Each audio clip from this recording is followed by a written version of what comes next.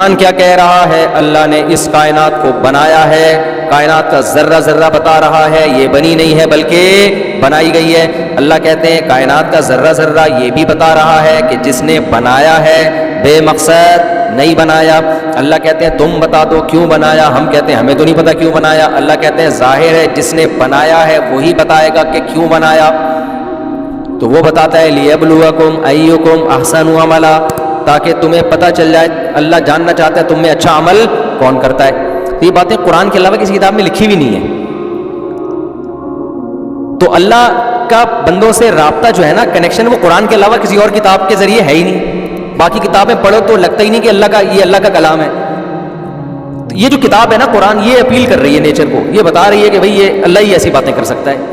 پھر ہے اللہ اچھے عمل کی ڈیفینیشن کیا ہے، برے عمل کی ڈیفینیشن کیا ہے، اللہ اچھے کو بھی ایکسپلین کرتا ہے۔ قرآن میں جو حلال حرام کے احکامات ہیں، شراب اچھی بری چیز ہے، سود بری چیز ہے، زنا بری چیز ہے، اور ماں باپ کی نافرمانی بری، وہ پوری ڈیٹیل ہے نا۔ کتوں کو وراثت دینا بری چیز ہے، یوصیکم اللہ فی اولادکم، تمہاری وراثت اولاد میں جائے گی، حکومت کے پاس نہیں جائے گی، بینکوں میں نہیں بند ہوگی، بینک ہڑپ نہیں کر سکتا، بچوں میں جائے گی، بیوی میں جائے گی، بیوی کو اتنا، جو پوری ڈیٹیل۔ پھر نماز روزے کے احکامات، یہ ایسا اللہ اور بندے کا کنیکشن ہے نا قرآن کے ذریعے کہ یہ کنیکشن قرآن کے علاوہ کوئی اور کتاب کراتی نہیں ہے۔ تو قرآن کہہ رہا ہے کائنات کا ذرہ ذرہ جب غور کرو گے نا تو نتیجہ یہی نکلے گا کہ یہ کلام محمد صلی اللہ علیہ وسلم کا گڑھا ہوا کلام نہیں ہے، یہ اس خدا کا کلام ہے جس نے اس کائنات کو بنایا۔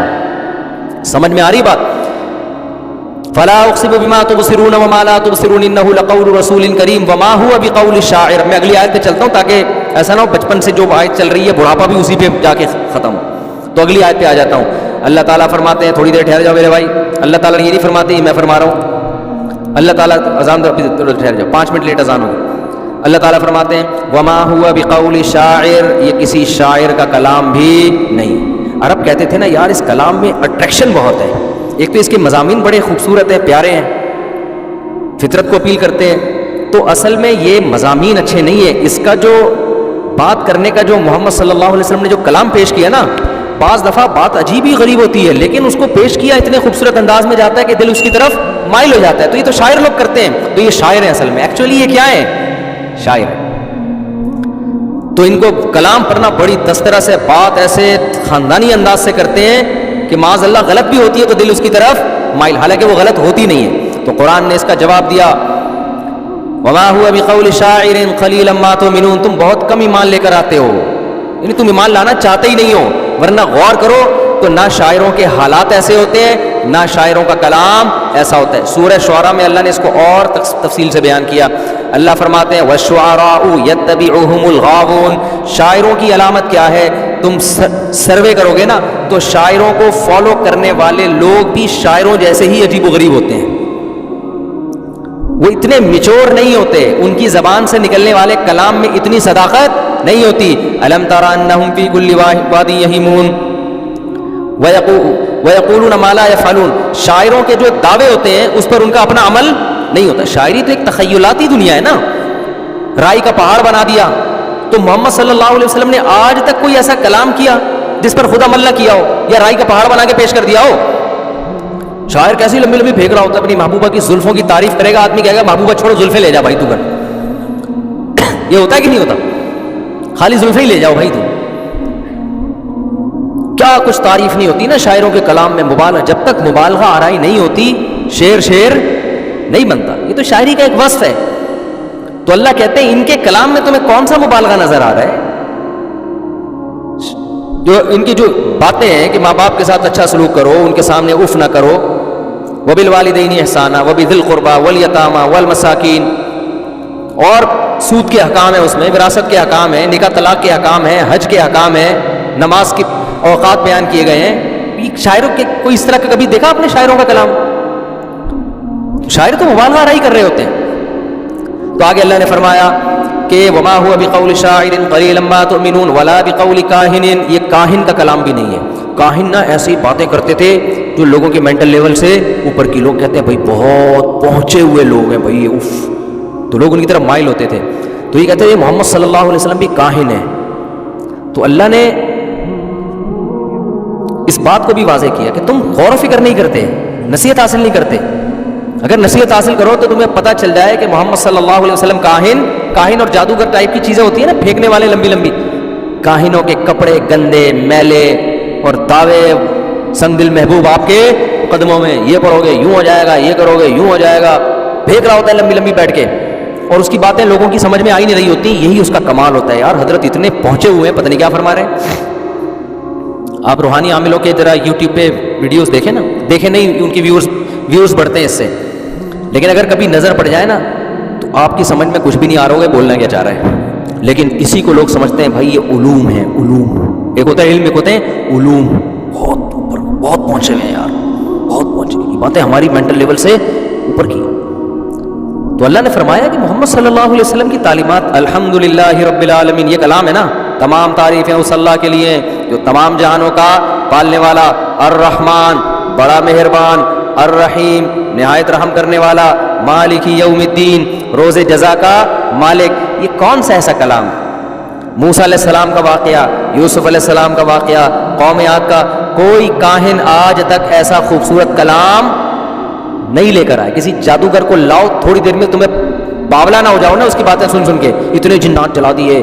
یہ کاہنوں کی یہ باتیں ہوتی ہیں. ایک آیا ہمارے جامعۃ الرشید کے استاد سے، شکر ہے نکل گئے وہاں سے، پھینکنے جیسے عاملوں کے پاس بیٹھے تو لمبی لمبی پھینکنا شروع کر دی. ایک دن میرے ساتھ کھانے میں بیٹھے، مجھے کہنے لگے ان پہ بھی جنات تھے، میں نے ہٹا دیے.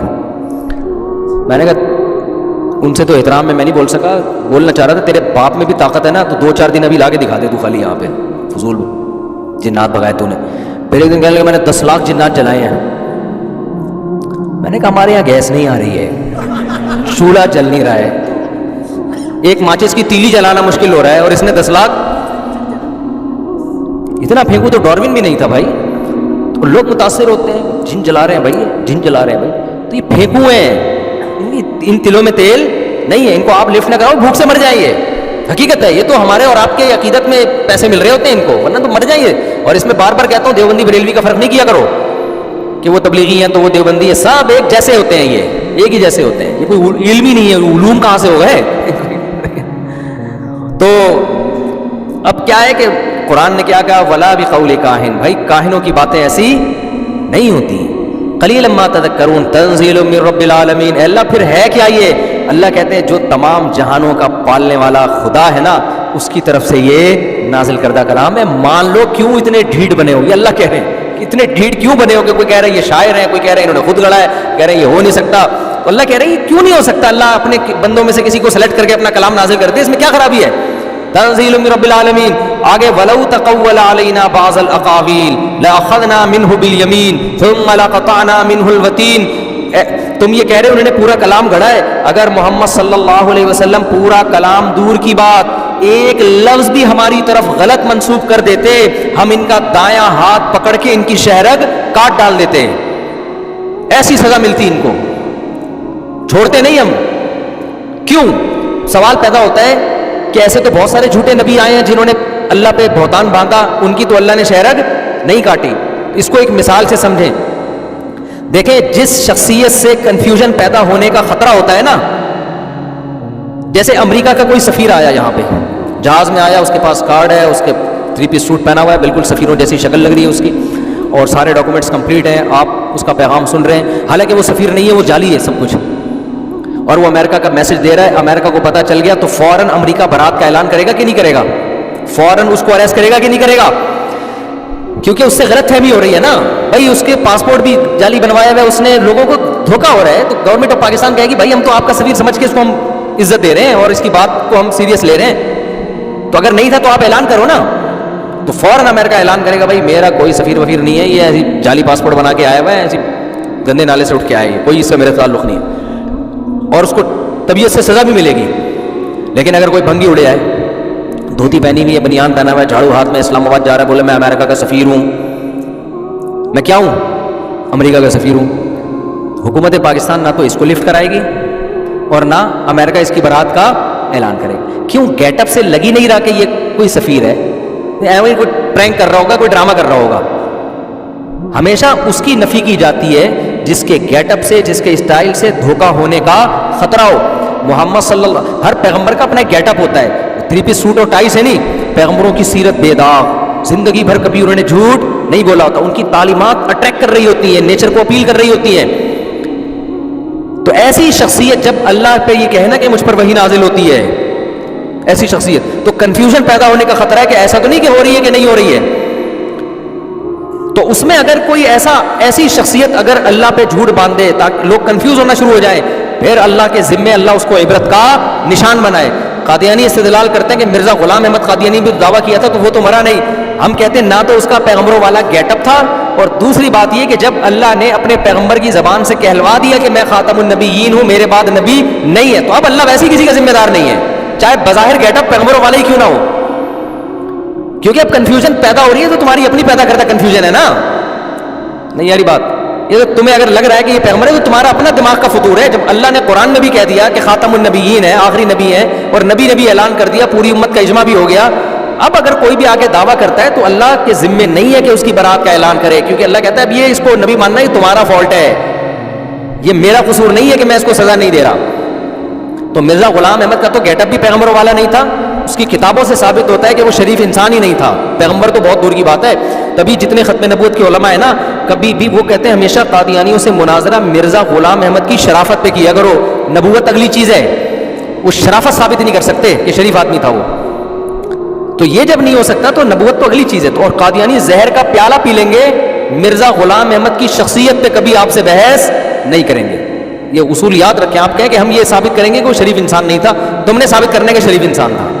تو جب وہ گیٹ اپ ہی شریف انسان ہی نہیں ہے, اس کی کتابوں سے ثابت ہو رہا ہے, جب گیٹ اپ ہی نہیں ہے تو جو مرضی بولتا ہے, ایسے ہی جیسے کوئی بھنگی اٹھ کے بولے میں امریکہ کا سفیر ہوں, امریکہ کا جاوید میں کیوں اعلان کروں کہ یہ میرا نہیں ہے, اس کو پروٹوکول دینے والی بات ہو گئی نا پھر. تو قرآن کہہ رہا ہے محمد صلی اللہ علیہ وسلم کا ایسا گیٹ اپ ہے اور ایسی خوبصورت اور خوبصورت شخصیت ہے. اگر یہ پورا قرآن تو دور کی بات, ایک لفظ ہماری طرف غلط منسوب کر دیں تو ہم ان کو چھوڑیں گے نہیں, کیونکہ لوگ کنفیوز ہوں گے. یہ ہمیں سمجھانے کے لیے, حالانکہ نبی سے اس کا امکان تھا نہیں.